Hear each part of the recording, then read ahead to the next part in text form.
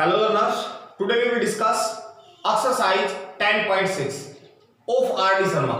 Up to 10.5 we have completed the questions of the type x raised to power x, that is variable raised to power variable, in which we have taken logarithm on both sides, and after that the differentiation was very easy. Today in that exercise, that is 10.6, we will discuss a special type of the questions, right? So there are three questions as you can see on this board: first, third and fifth question of the exercise.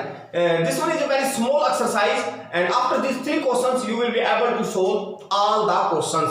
So let's start now. First question. In first question, y is equal to under the root x plus and so on up to infinity.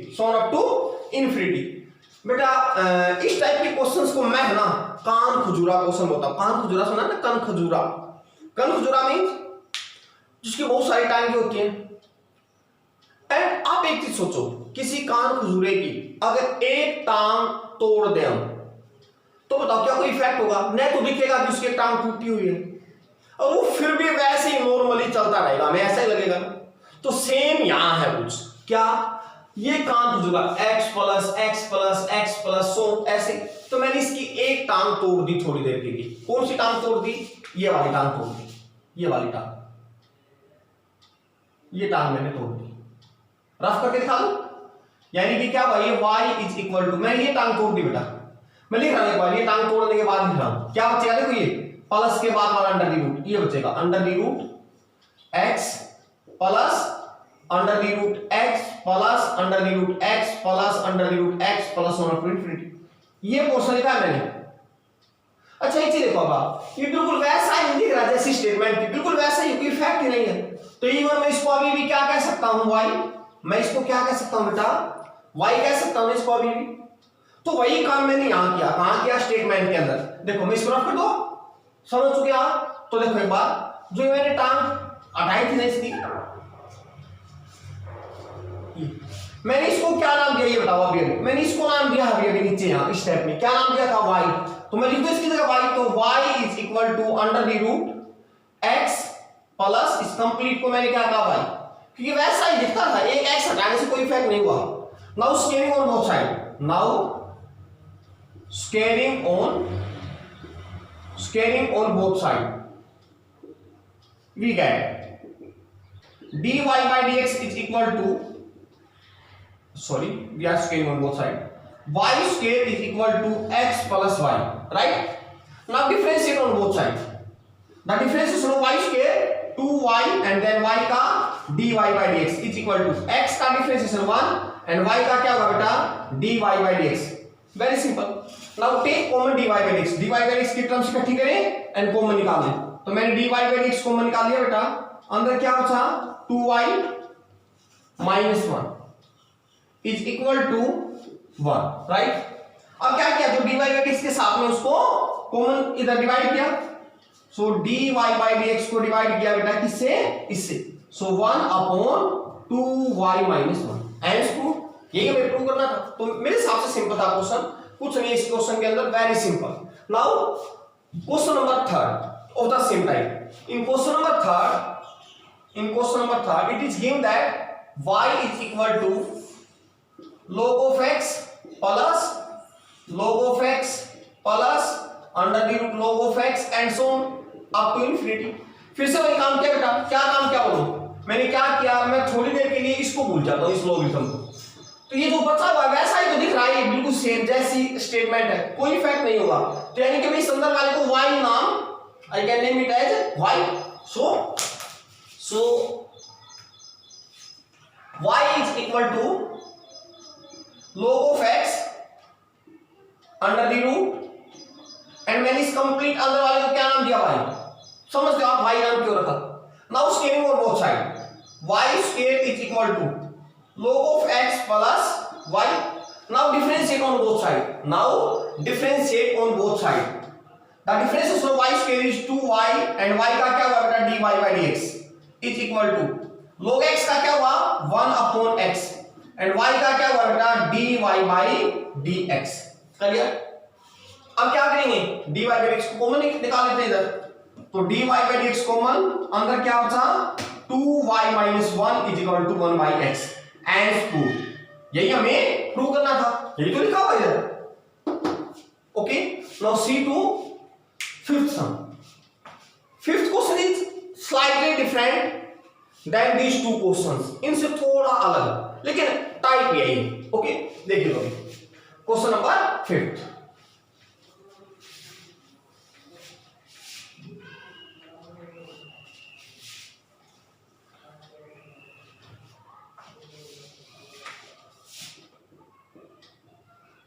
y is equal to sin x, its power sin x, its power sin x, its power sin x and so on up to infinity। ऐसा देखा। अब एक चीज देखो बेटा, मैं मान लो sin x को हटा दूं तो ये अभी भी वैसा ही नहीं दिख रहा, क्योंकि इनफाइनाइट तक जाएगी पावर तो बिल्कुल वैसा ही दिख रहा है। तो इसका मतलब ये तो वैसा ही मींस y ही है ना, क्योंकि पूरा y इक्वल था। तो मैं इसकी जगह क्या रख सकता हूं, y। So this becomes y is equal to sin x raise to power y। लेकिन अब एक दिक्कत हुई, क्या वेरिएबल की पावर में वेरिएबल, और जब ऐसा था तो क्या करते हैं, apply logarithm on both side. So log of y is equal to log of sin x and its power is y ना, तो पावर कहां आ गई बेटा, आगे आ गई power. Now differentiate on both side, now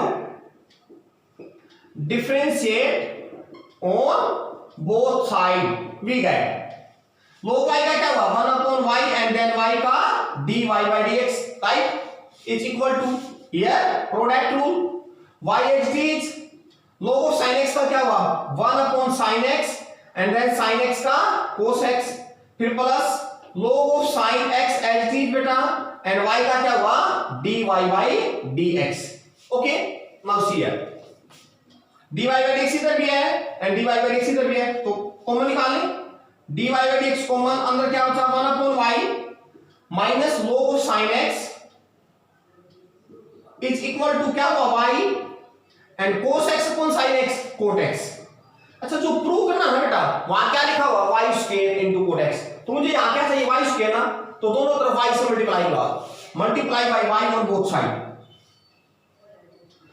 जब मैं इसको y से मल्टीप्लाई करूंगा तो ये क्या हो जाएगा 1, ये भी y से मल्टीप्लाई हुआ तो y into log of sin x is equal to y square into cot x। Now divide this one here, so we get dy by dx is equal to how much, y square into cot x, all of this divided by 1 minus y into log of sin x and proof। याद मेरे हिसाब से simple question था। तो अभी जो next करेंगे ना इस एक्सरसाइज के बाद जो करेंगे वो है बेटा पैरामीट्रिक फॉर्म। तो मैं आपको पहले एक बार पैरामीट्रिक फॉर्म बता देता हूं क्या है एंड देन उसके बाद एक्सरसाइज का एक या दो क्वेश्चन इसी लेक्चर के अंदर, right. So start parametric form, let's start the parametric form. What do you mean by the parametric form? See here,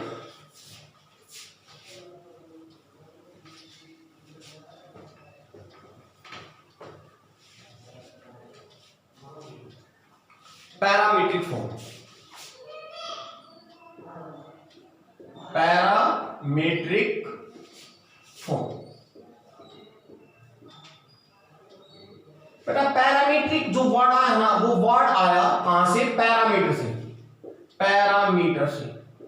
अब पैरामीटर क्या है, what do you mean by parameter? अच्छा, अभी तक जितने भी क्वेश्चन थे ना वे कुछ ऐसे थे, y is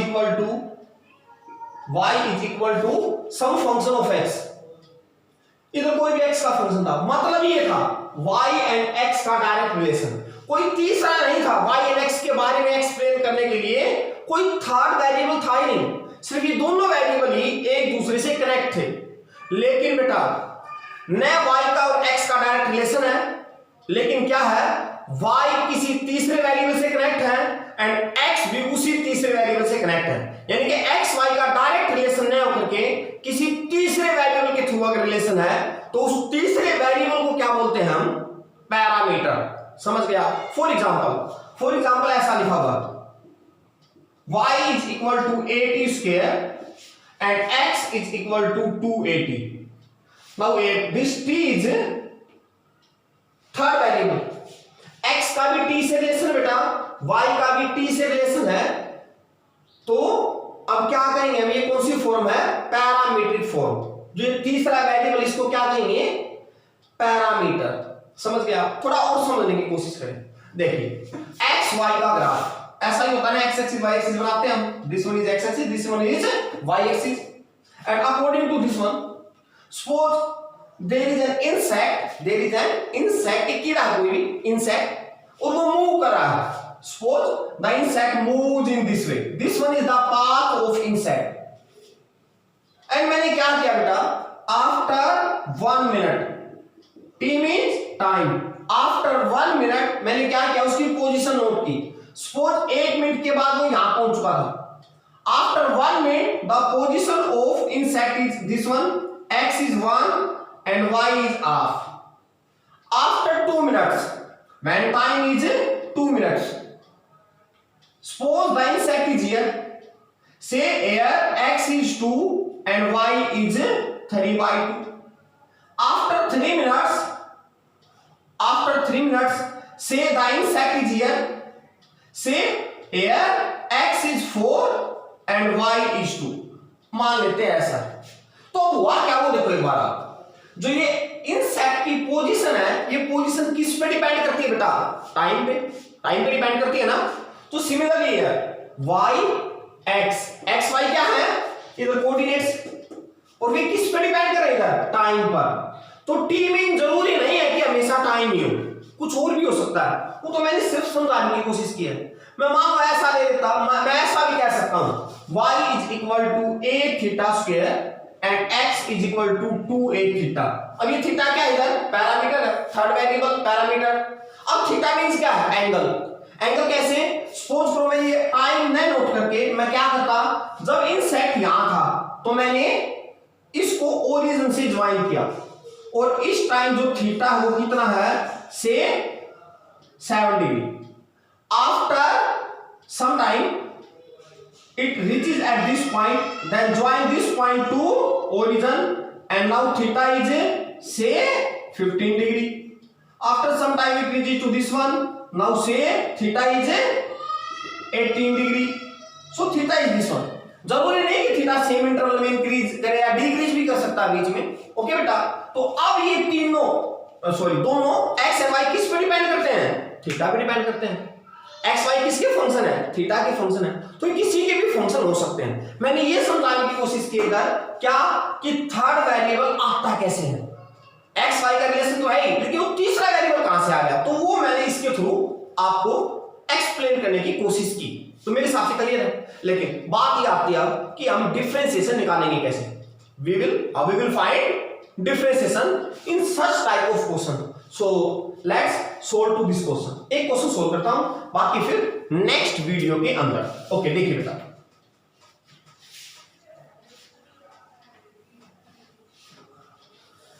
actually this one is the equation of parabola. ये पैराबोला की पैरामीट्रिक इक्वेशन है।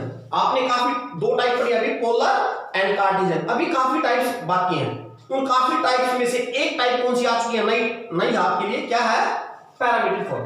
तो आप क्या करेंगे वो सुनो बेटा, इस y का with respect to t differentiation करेंगे, y का विद रिस्पेक्ट टू t। जैसे y का विद रिस्पेक्ट टू x करते थे ना, वैसे ही y का विद रिस्पेक्ट टू t। तो y का क्या हुआ, dy by dt is equal to a is constant, t square का क्या हुआ 2t, जैसे x स्क्वायर का क्या होता 2x होता।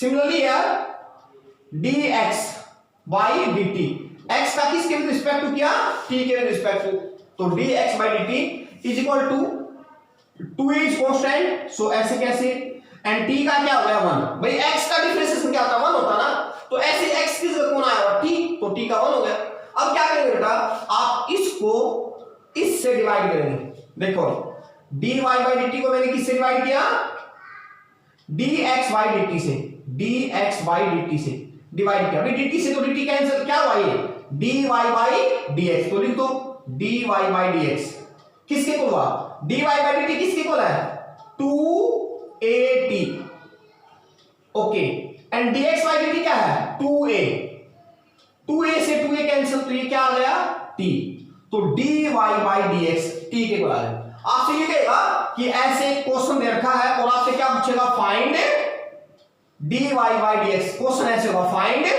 dy by dx। फिर आप सोचोगे y तो x का फंक्शन है ही नहीं, तो dy बाई dx कैसे आएगा? भाई dy बाई dx डिफाइन कब होता है? ये डिफाइन तभी होता है जब y x का फंक्शन हो, लेकिन इस क्वेश्चन में तो y x का फंक्शन था ही नहीं, y तो t का फंक्शन था, यही प्रॉब्लम थी। तो पैरामीट्रिक फॉर्म में कैसे करेंगे, dy by dt dx by dt, dy by dt will be divided by dx by dt, right? And then you will get dy by dx। Okay बेटा, आज के लिए इतना ही, फिर नेक्स्ट लेक्चर में मिलेंगे आपसे, तब तक के लिए प्रैक्टिस करते रहें। ओके बेटा।